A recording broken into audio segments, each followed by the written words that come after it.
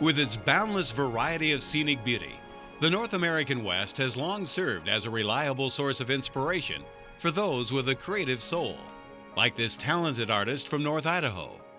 An avid outdoorsman, Mike Schneider's creative soul is cleverly etched, scorched, and welded, so eventually it shines through his extraordinary artwork made from metal. About 4 or 5 years ago, I had retired from the telephone company here locally and out of the Coeur area, and I was going to build houses.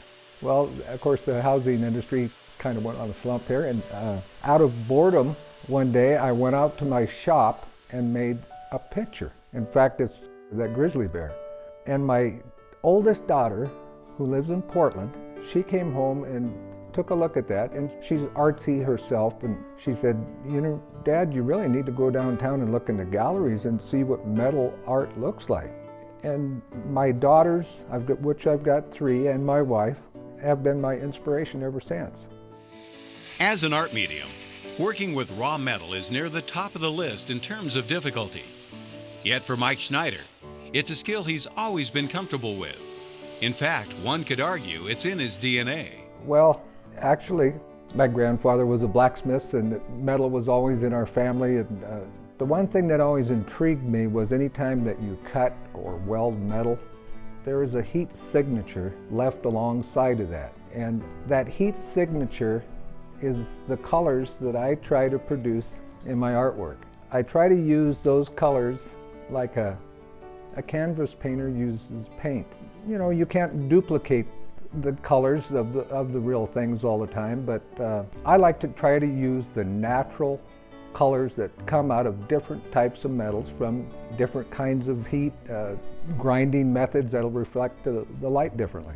And I think I'm still learning a great deal every time I do a piece. The ability to take a cold, flat chunk of metal and transform it using a variety of tools into an inviting, colorful, three-dimensional piece of art is a process that requires the melding of imagination with strong hands and an eye for detail. Well, everything I do is self-taught, basically, other than what I learned, you know, in school as a kid. But to begin with, almost all of the metal anymore is recycled metal. So I start by cleaning everything totally off with a grinder. I make the whole thing shiny. And then once I've ground the metal down, I'll lay it down flat and shine the light on it, because you can't always tell where all the scratches and blemishes and things in the metal are. And believe you me, they show up sooner or later. But once you get it down to where it's clean, what I generally do is do the etching on the metal. I like to put the depth and dimension into a flat piece of metal with a grinder and grinding techniques. Once Mike has etched out a suitable background for a piece, his next step is to draw color out from the metal, which means turning up the heat. When I build a piece of work that's large, there is no heat treating part of it. You have to heat treat the whole thing. And the metal jumps and crawls all over the place when I'm doing it, and you got to chase the cold spots out of the metal while you're doing it so it doesn't warp the metal. The torch takes a lot of practice, because a lot of the colors you have to stop before they appear. So you have to know how hot and what colors are coming out of that metal and when to stop, because a piece of steel turns about 4 different colors, and there's varying shades of those colors. Sometimes you learn to live with the color that comes out, and sometimes you don't. It's got to start over. But the colors are cool.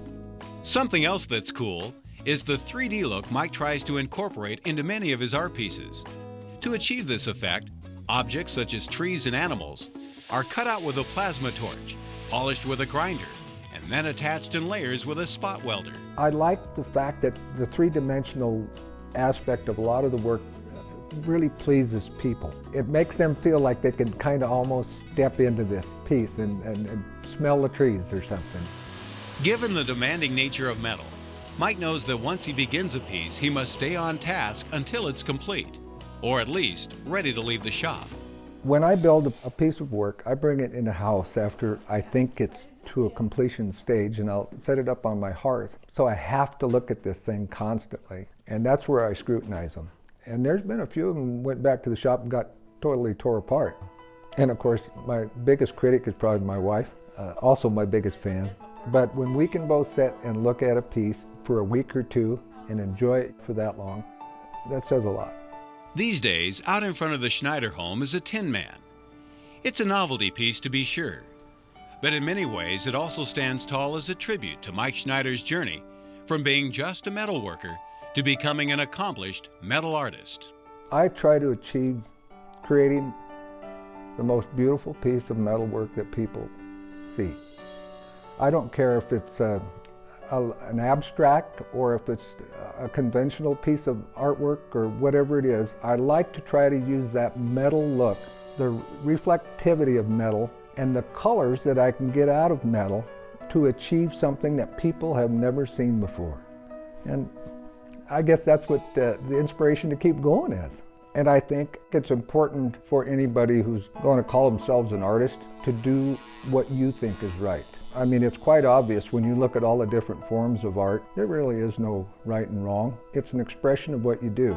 And if you can do something to the point where it touches people, then you're an artist.